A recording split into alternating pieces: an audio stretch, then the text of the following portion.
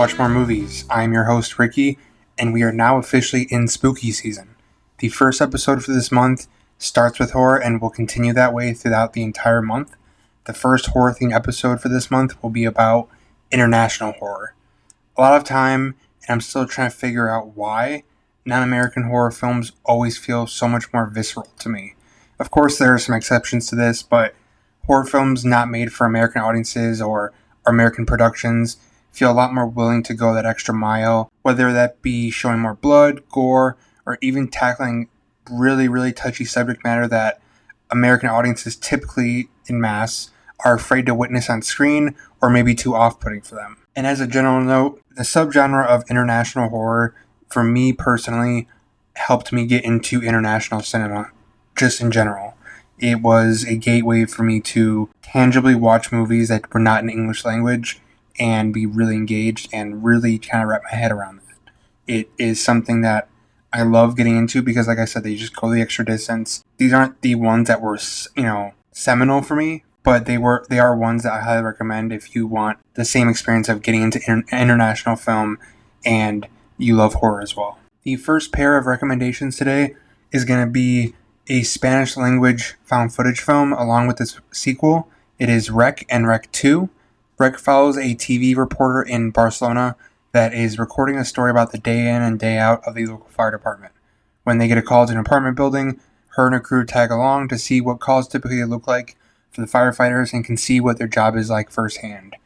Little do they know that they may not be coming out of that apartment building. Without giving too much away, the Rec movies are incredible uses of the found footage horror subgenre. To be fair, I've only seen 1 and 2. I do plan to see 3 and 4 at some point, but I hear they deviate incredibly from the first 2 and are not that good. But that aside, the first 2 are incredible. They give their surroundings an atmosphere of their own, even in cramped and dark apartment building hallways, or in the tiny lobby of that apartment complex. Rec 1, in a way, takes this zombie subgenre, sort of, and puts you in a contained environment. Even with many doors or escape routes, the story reminds you that you cannot escape. Or like some other movies, you can escape and you'll explain yourself later to the people keeping you contained. There's no getting out of this. There is no trying to weasel your way or last minute finding a sewer drain to get out of or something crazy like that. You are not leaving. Rec 2 takes place immediately following the events of the first one with a different crew. We follow a doctor from the Ministry of Health along with a four-armed team of 4 from the SWAT crew to find out what happened to the people inside and some other things that are revealed later. I don't want to get into specifics because this one contains reveals that are integral to the story and a bit of backstory and lore to this, which I was really surprised by, and I really like the different approach to this infected sort of zombie subgenre, and I had not seen it before. It keeps up the scares, impending doom, as well as the eerie and creeping atmosphere that was the same as the first film. I love that tonal consistency, even if you're changing the story up completely, and you're still kind of reminded of the first one in certain little small ways, but it never feels like it's just repeating the first one over and over again. If you like found footage horror, I highly recommend this one. I know there's an American remake called Quarantine, but from what I remember, it really wasn't that good. And from the bits I've kind of looked back at, is a nearly shot-for-shot ripoff, so I wouldn't recommend it. But Rec 1 and Rec 2, highly recommend those if you like the found footage style. These are a lot more known, but I gave the original a watch finally, and that is 1999's Ring from Japan, as well as the American remake from 2004, which I really like too, even though obviously it's not international. Both stories are pretty similar. It takes place around a woman who is investigating the death of her niece, and the myth around a supposed tape that after you watch it, you have 7 days until you die. Both are terrific in their own right. The original Japanese version takes a more mysterious and detective type of approach. You feel this woman's connection to the lore behind the tape and how that affects her personally. The American remake is a less emotional one, but really digs its nails into the horror aspect of the story and truly creates terrifying images and unsettling tense scenes. The lore in the original version is something that is heartbreaking in and of itself and conveyed as well as things are revealed. You don't want to be described specific scenes because this one takes its time and hits you like a train when you least expect it, as there are moments of terror and uncertainty with these characters of what they're going through. There is a certain hard to describe stormy outside in the mountains vibe to both of these films that are captured so haunting, and I love that about Japanese horror. The atmosphere paired with the original mythology is so unique and unmatched in this specific genre. Next up is I Saw the Devil, and I Saw the Devil is one of the more vicious films on the list today, and does not hold back whatsoever. It is a cat and mouse game of a detective trying to track down a serial killer in South Korea. What I love about this is it truly does feel like a cat and mouse game. You're always following these two forces close to each other, tracking each other down, but never quite there. And then until it does, and when it does, you just go off to the races. I don't want to delve too much into plot or any specifics because I heard about this but didn't see much or hear specifics either. So when I did see it, it made it that much more impactful. There are a lot of twists in the story that it takes and is sometimes really hard to watch, truly. But if you like these types of thrillers, I highly recommend it. It is truly horrifying in the most human aspect. The idea of the serial killer and how he thinks and why he does what he does, it really can get under your skin. It's one of the better films on the list that I truly feel is underseen. It also has a really, really impactful ending that shook me and really took me by surprise. Next up is Eyes Without a Face, and it is the oldest film on the list.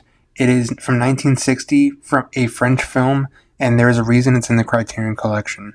It follows a surgeon who kills women and surgically removes their faces in order to restore his daughter's damaged face after she was in a horrible accident. There's quite a bit to unpack here, whether it's about the lengths we go to for loved ones or even how much pressure and expectations our parents put on us that are unreasonable. It isn't scary in the traditional sense of jump scares, but scenes with body horror that are quite remarkable and impactful. There isn't a whole lot to say about this one that I don't want to kind of just describe, and I really went into this blind and made it that much more memorable for it. So I hope you check it out, go into it blind, and it really took me by surprise, so I hope it does take you by surprise too. Next is another French film from 2016. It is Raw. It is a really cool movie that took me by surprise when it came out and really sneaks up on you if you know nothing about it. It follows a college student who, after a harsh hazing ritual, slowly begins to develop a taste and craving for human flesh. More than the body horror, it's a sister-centered story that takes turns that makes you cringe as you watch, but you can't turn away from. Another film here that has an ending that really shook me and just did not see coming whatsoever. It deliberately takes its time and shocks you at every turn throughout its runtime. It is very slow-paced, and not in a bad way, but it is a slow pace if you're not used to these kind of films. So go into it with an open mind and really embrace and try to really just take it all in, because I did, and I don't regret it one bit. It was incredible. So I really, really hope that if you can have the patience for a slower paced film, that you check out Raw. Alright, so we're going to be doing another pairing, a original horror film along with its American remake. It is Speak No Evil, the original from 2022 and the remake from last year, 2024. The story is similar. It follows a family with their daughter going to Europe for a vacation and encountering another couple with their child, and they have a great time on this vacation. After having a great time and heading back home, they're invited back to that family's cottage along the European countryside. As they enjoy the trip, they're slowly beginning to realize that this family is not what they seem and may have some very dark secrets. The English language remake, or the American remake, was a solid thriller. It was pretty good, and I do recommend it as its own, but I have to say the original Danish film is so, so good. It is relentless, brutal, very heavy. It takes risks that the American remake did not do or seem like it wanted to do. I will say that the American remake was just a solid thriller. James McAvoy was very good, but the original film is so nihilistic and bleak and has a very, very different ending than the American version, and an ending that I feel like is much more rewarding in the what it's trying to say sense. So I recommend both. I recommend the original first, and then if you want kind of an easier thriller to kind of enjoy, kind of turn your brain off a little bit, then I definitely do recommend the American remake. Another really pretty messed up movie, to say the least, is 2021's The Sadness. It is a Taiwanese horror zombie film. I use zombies in quotes because that is probably the easiest hook and way to look at it, but they are more infected than actual zombies are. The virus that spreads makes people turn into homicidal maniacs, and homicidal maniacs is putting it lightly. This is a horrifying, disgusting, absolutely relentless, gory film that even has scenes that you just want to look away from, and honestly, there was one moment that I kind of did. The idea is that they turn into homicidal maniacs, but their worst inhibitions are amplified and brought to the forefront and turned to level 1,000. There's a scene that got me sick that involves someone's eyes. Of course, that's all I'm going to say. If you want a zombie movie that is nothing like anything you've probably seen before, I do recommend this highly. And please do not eat while you watch it. And if you do, if you have to, do so at your own risk. But The Sadness from 2021, it is great. For my last recommendation, it is The Coffee Table. This is the one that I watched the most recently, and it is not a horror movie, but it is horrific in the way that the events unfold. The gist of the story is a couple recently has had a child. They don't always see eye to eye and everything, but they had the baby anyway. We start the film by seeing them argue at a furniture store because the husband really wants to buy this coffee table. He ultimately buys it, bypassing his wife's opinion on it, and that's what I'm going to say about the plot without hinting at any single thing at all. There is no haunting, there's no serial killer, nothing like that. A horrific event happens that has to do with this coffee table, and one that has shaken me since seeing it. I won't pretend and say that it's the scariest or most terrifying thing you're ever going to see, but the way that it goes about setting this event up and the tension around discovering this discovery looming at each line of dialogue or movement these characters make. You squirm in your seat because you just don't want anything to be discovered or come to light. Not because, oh, I hope there's no consequences and they get away, but because of how these discoveries will come to light and ultimately affect these characters would be tragic to a degree that I don't think anyone in their right mind would ever recover from. The second half loses a little bit of steam, to be honest, but the tension throughout and the payoff makes it all the worthwhile. So it's called The Coffee Table, and I'm going to recommend it or let you know where to watch it below. Alright, thank you for listening to me talk about these horror movies today. I really hope you check them out. One of the small sort of niche feelings that I love about recommending movies, and this my wife can attest to, especially when I recommend like a non-English language film and someone actually will go out and watch it, that's a big leap that I ask them to take, especially if they don't traditionally watch many movies or watch movies that are not in English and they really like it. It's a great feeling. I hope you all check these out as well. So for the original Japanese Ring, it's going to be on Tubi. The English language remake is going to be on Paramount Plus. I Saw the Devil is on, I believe, Tubi, Philo, Sling TV. Rec 1 and 2 are on Tubi.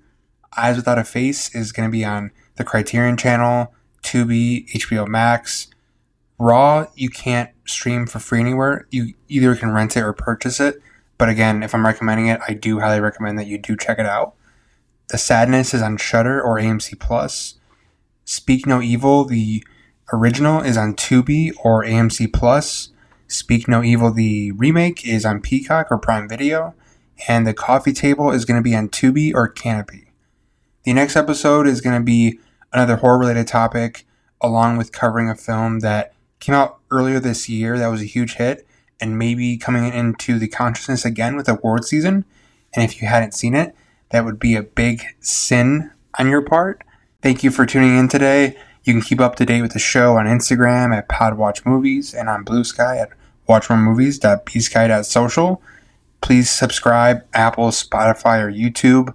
The show's link tree is on both Instagram and Bluesky, so check out the show on all those platforms. It helps out a lot. And until next time, watch more movies.